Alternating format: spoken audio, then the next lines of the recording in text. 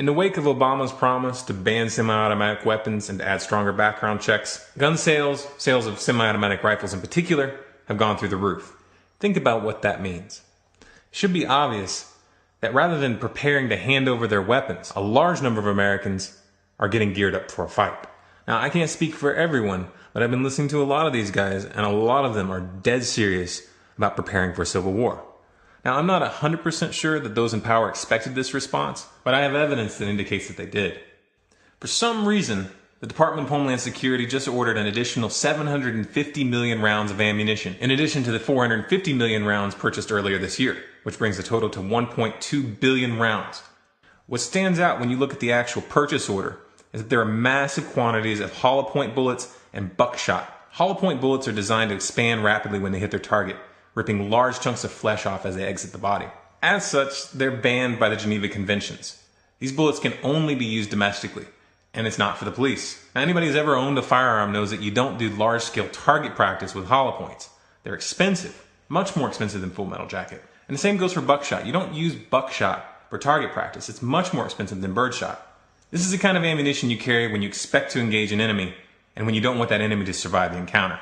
And at 1.2 billion rounds, that gives them about 4 bullets for every man, woman, and child in America. Why would they need that? Taken by itself, this would appear to be just another element in the preparations for a domestic conflict that have been building up for some time now, along with the military-grade armored vehicles for local police, the militarization of the border, the beginnings of drone flights over U.S. territory, the military drills for domestic house-to-house operations, and the NDAA of 2013, which passed with provisions for military detainment of U.S. citizens intact.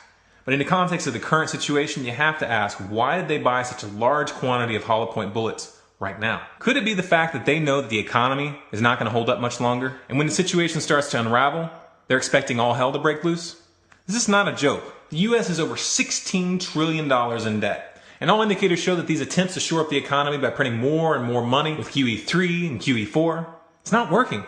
Remember those toxic assets which caused the 2008 financial crisis? And remember how the US government bailed out the banks supposedly to cover those bad debts? Well, the banks didn't use that bailout money to pay off those assets. Those derivatives are still on the books. Those toxic debts are still on the books. It's a landmine that's just waiting for something to come along and set it off.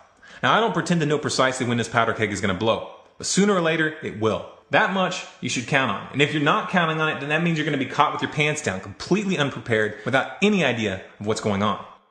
What do you think would happen in such a situation? How do you think your government would be behaving? Do you think that they would be there to support you with their arms outstretched for the people? Kind of like they did in Hurricane Katrina, where people were disarmed and herded into stadiums and were not allowed to leave even though they weren't provided with food or water? People were literally dying of thirst inside, and they were not allowed to leave.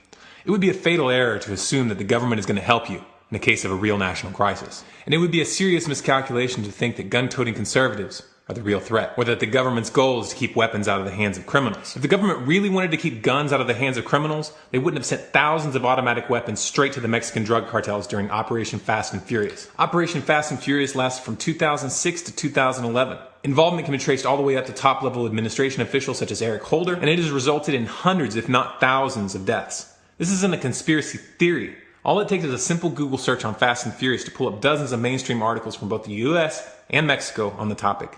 Here's what the American people need to understand. Those bullets were bought by the Department of Homeland Security, the NDAA and the Patriot Act were put into place, and the laws that they're going to attempt to push through in the coming months serve one purpose and one purpose only: to ensure that the powers that be don't become the powers that were. You and your family, regardless of your political beliefs, are just liabilities for the psychopaths that really own the US government. They won't hesitate for a moment to sacrifice you and everyone you love to maintain their power. If you think that I'm exaggerating, I encourage you to click here to watch The Road to World War III. It's a mini documentary that I made that should help to put the situation into context.